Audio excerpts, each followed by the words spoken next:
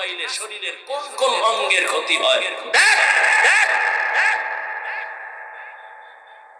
এরপরও দেখবি ইউটিউবে কোরআন তেলাওয়াত দেখতে পারো না, মক্কা মদিনার ইমামের তেলাওয়াত শুনবি, দিল ঠান্ডা হবে, একসময় চোখে বানিয়ে। মানুষের এই দেহ নিয়ে গবেষণা করতে পারো না যে মানুষটারে কেমনে আল্লাহ বানাইছে। চিকিৎসা বিজ্ঞানীরা অধিকাংশ এইগুলি দেখে মুসলমান হয়। এজন্য আল্লাহ কোরআন শরীফে বলছে, তুমি আমি আল্লাহকে কই খুঁজো, ফি আনফুসিকুম আফালা তুবসিরুন, নিজের মধ্যে খোঁজ, আমি আল্লাহর পরিচয় পেয়ে যাই। এজন্য বহু বৈজ্ঞানিক এই মানুষের গবেষণা করে করে করে করে করে করে মুসলমান হয়ে গেছে। খালি ব্রেন নিয়ে গবেষণা করো, হার্ট নিয়ে গবেষণা করো, দেখবা তোমার চোখ খুলে যাবে। ভিন্ন নেশা করো কেন? কি হতে চাও বলো? রাস্তার পাগলও তো নিজের ভালো বুঝে, তুমি তার থেকেও খারাপ। তোমার তো একটা গন্তব্য নির্ণয় করে চলা উচিত। তুমি কই যাবা, তোমার টার্গেট কি? একটা টার্গেট নিয়ে চলো। তোমার তো কোনো টার্গেটই নাই, উদ্দেশ্য নাই, চলতেছো খাইতেছো বাবারটা। আল্লাহ না করুন আল্লাহ বিবেক দিছে, বিবেক দিয়ে একটু বলো তো, আল্লাহ না করুন যদি আজকে বাবা মরে যায়, টোটাল সংসারের হিসাবটা তোমার মাথায় চলে আসবে না? এবার তুমি কেমনে সংসার চালাইবে? আছে কোনো চিন্তা তোমার? তুমি বাবার টাকা চুরি করো মোবাইলে এমবি ভরার জন্য, মায়ের টাকা চুরি করো, ও টাকা তো তোমার বাবার না। কোন বাবা নিজের জন্য কামাই করে না, সন্তানের জন্য, পরিবারের জন্য করে। বাবা না খায় থাকে দুঃখ লাগে না, সন্তান না খায় থাকলে কষ্ট পায়। বাবা না ঘুমাইলে কষ্ট নাই, সন্তান না ঘুমাইলে কষ্ট পায়। প্রত্যেকটা পুরুষ জীবন পণে কষ্ট করে, ঘাম ঝরায়, ঘুম মারে, সেই সন্তানের শান্তির জন্য, পরিবারের শান্তির জন্য।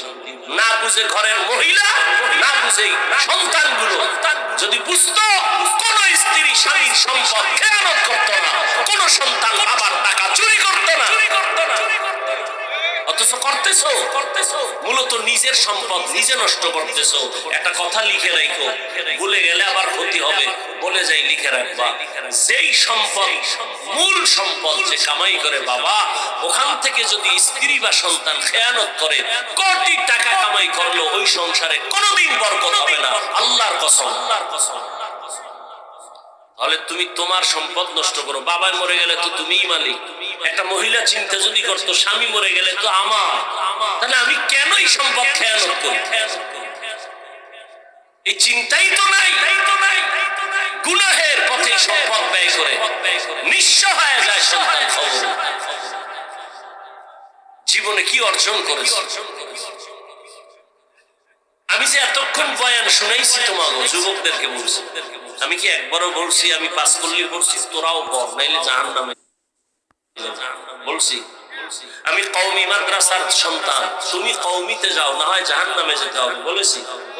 আমি তাবলীগের লাইনের সন্তান, আমি পীরের মুরিদ, একবারও বলছি তুমি তাবলীগ আর পীরের কাছে না গেলে ধ্বংস? বলি নাই। কি বলি এবার শুনো। তাহলে আমি কি বলতে চাই?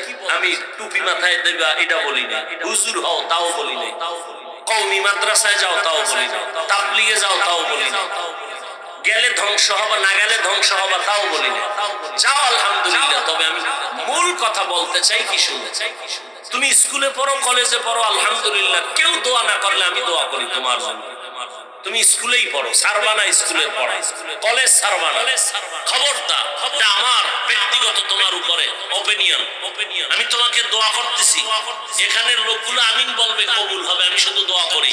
তুমি স্কুলে পড়ো, ধন্যবাদ তোমাকে। কলেজে পড়ো, ওই পড়া সারবা না। চাকরিজীবী ভাই চাকরি করো, সারিও না। যারা ব্যবসা করো, করো ব্যবসা, দোয়া করি, সারিও না। তুমি ব্যবসায়ী হও, চাকরিজীবী হও, ডাক্তার হও, ইঞ্জিনিয়ার হও, প্রফেসর হও, ছোট্ট দাবি বেয়াদব হবা। আমার ওয়াজ তোমার জন্য এতটুকুই।